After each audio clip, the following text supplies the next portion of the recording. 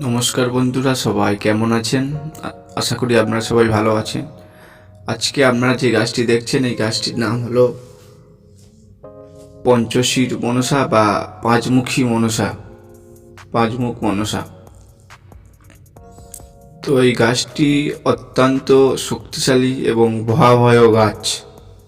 ঠিক আছে, এই গাছটি দিয়ে আপনারা যে সকল কাজ করতে পারবেন, আমি আজকে আপনাদের কাছে দুটি প্রয়োগবিধি বলে দেব। তো অনেক ব্যক্তিরা আমাকে ফোন করে বলে যে দাদা, এই গাছগুলো দিয়ে কী কী কাজ করা হয় বা কীরকম প্রয়োগবিধি করতে হবে, অনেক ব্যক্তি ফোন করে বলে থাকে। তো এর জন্য আমি দুটি প্রয়োগ আজকে বলে দেব। এই যে পাঁচমুখী মনসা বা পঞ্চশীর, ঠিক আছে, আপনারা দেখুন গাছটি সম্পূর্ণ ভালোভাবে। এটি দিয়ে দুটি প্রয়োগ করা হয় আমার জানা, বা আমি যে সকল ব্যক্তির কাছ থেকে জেনেছি, এবং সেই ব্যক্তিগুলো এই গাছ দিয়ে কাজ করে থাকে।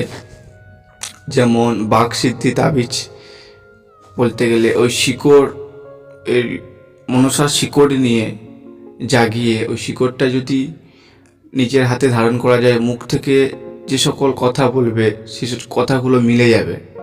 এবং এই শিকড় মানে যেও সব জাগাতে পারেন। আর বাকসিদ্ধি তাবিজ মানে অনেক ছেলে খেলার গল্প নয়, অনেক ভয়ঙ্কর জিনিস। ঠিক আছে, আপনি যদি মুখ থেকে কোনো বাজে কথা বলে দেন, ওগুলো মিলে যাবে।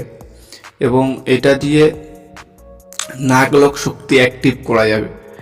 নাগলক শক্তি বলতে গেলে যে পাতালে যে সকল সাপ থাকে, বিশেষ অনেক গুপ্ত মনে থাকে যে সকল সাপ, ওই শক্তিকে অ্যাক্টিভ করতে পারবেন, ভালোবাসতে পারবেন, স্বেচ্ছায় আমাকে আসবে, আমাকে দেখা দেবে।